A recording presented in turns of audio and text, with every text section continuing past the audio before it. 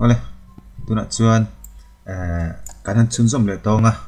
kan video toy chi kha masa khan SMS registration ti dan kan soya le profile update dan kan soy tuna chuan zirtir tu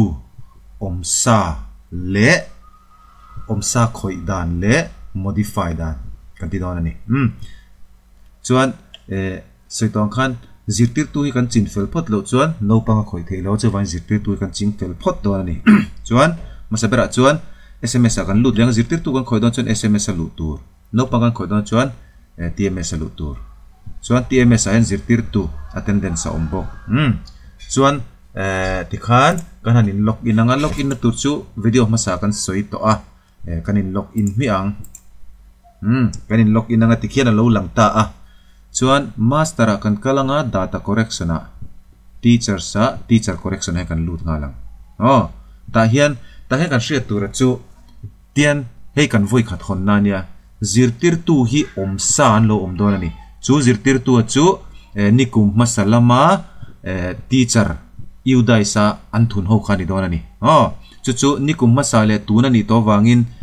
omte tuna la thok mek te thok to lo ten om dona chu ho chu kan thliar fel phot don ani engdang ma ti main lak lu turamo bel turamo khatiang lampang ni lovin a omsa ho wa hi a om tur kan om tiranga a chuak tur kan chuat tir masa berang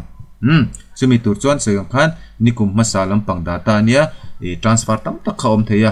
he school a pohen transfer khalom mai theya chuwang chuan kha kan ching fel phot don ani a omsa ho kha master akan kalanga data correction akan kalanga teacher akan kolanga teacher correction akan kalang ta khen kan kalang chuan teacher correction akan lutanga chuan teacher correction a kan lu zo khian khi lo lang ta ni mo kan ti te dewanga kan mu thei tho tura ngai la ti khen kan ti te dewanga ti vel khen a screen hemi hi a display hi thui hreta du ain chuwang chuan du le na kina kan en du la chung kan zoom le mayanga chuan ten ati zirtir tu khi alo ngani alo eng dewani alo eng de tu mela a rong khi ka soi thiam chi alo ti lai rong ve la hi a sen no ni zo kang chu tiang zon lo omani hemi om zia chu he zirtir tu te hi la khoi mi alo an ni chu mi kan hre theinan chuan a to bera hian en taila hei status a hian hei eng ma la om lo til kan tilian de la kanga status a hian hei select ti vekalani chuan kan en don ta a number 1 hi kan enanga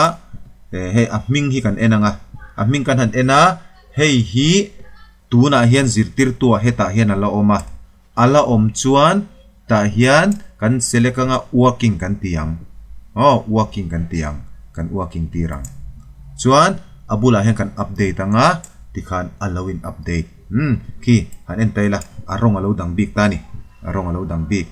kimi khitia alan to chuan he school a hian athok angin kan da to khatiang ani kha chuan midang ponaron la tok thei to lo ke mani na kan transfer phot angai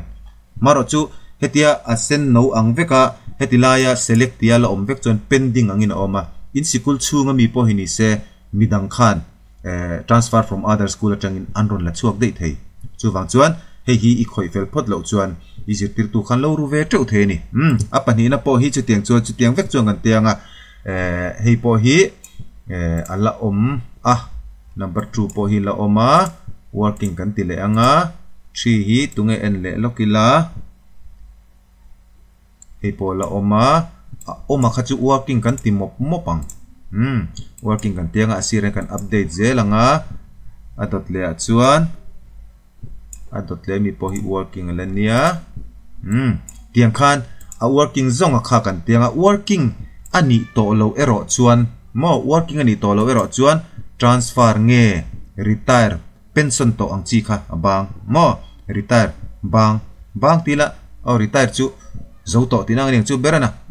chuan wrong entry hi chu ti sual ang khani me hi chu om mang lawang wrong entry hi chu chuan demis ti chu thi tina khani maya attach on duty ti hi chu officer attach a om kha khatiang khani mai resign ti chu bang chuan terminate ti chu ban heta hian api takin private school chun transfer vel kha om velova zirtir tu in thak ten nia private school a in zirtir tu pakhat kha lo bang ta de ta khata kha chuan resign te hin manga terminate te chu moi lo wa ke mani na kan va ban kha nia resign hi chu mani bang ang chi kha khatiang ka private apokan mana moi o me chuan kha ati dan khat chu ani ta a chuan hei chu kan ti chun zamanga na kina atot le khan heti hian a chuak turangang kha kan chuat tirang tina transfer lo ni tang se transfer kan tianga kan update anga he school atang hena chuak ngal mayam mo dropbox a zo ngal dayang chuan retire kan ti te pon a chuak dayang rong entry kan ti pon a chuak ang avai hian a chuak vekang mo khoi mo beri thlan hian a chuak vekang chu hriat turani chuan kan update zelanga kan ti ang takani kha kan update zelang chuan a zong chuan ka ti vek lo mai nga video thui tu kang chuan modify kha antenna na tuna hian hemi ama sabera mi hi tian hemi chin che he langta alang chin a chu date of birth te date of joining te appointed date te designation te appointed by appointed type status ti te ni ta a hei ba ka hian information sang kha lo oma chumi chu kan edit don ani no chu kan edit don edit ngai om takin kan end don ani zirtir tu information hi yu dai san thun lai khan diklo pal te alo om theya chu wang chuan a dikle diklo zirtir tu kan zuk check le photang chuan kan check don chuan ama sabera teachers code hi kan chin chi don ni ama sabera ming hi a ming ni lovin a teacher code kan chin chi anga kan copy amo kan tianga ti kan copy anga chuan mastera data correction a teacher a modify teacher detail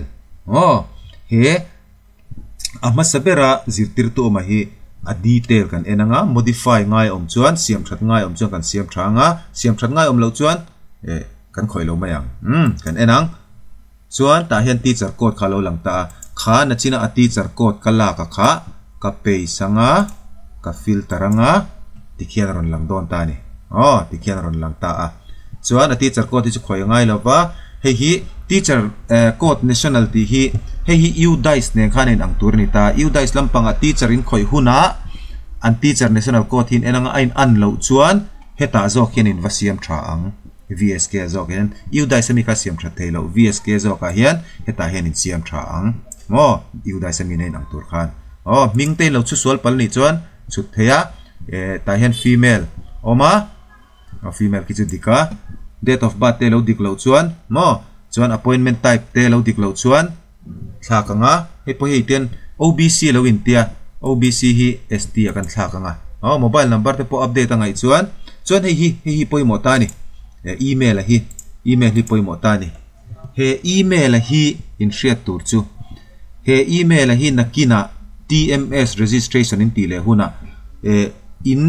password te in lo thei ngil hlau chuan he email mang hian he email le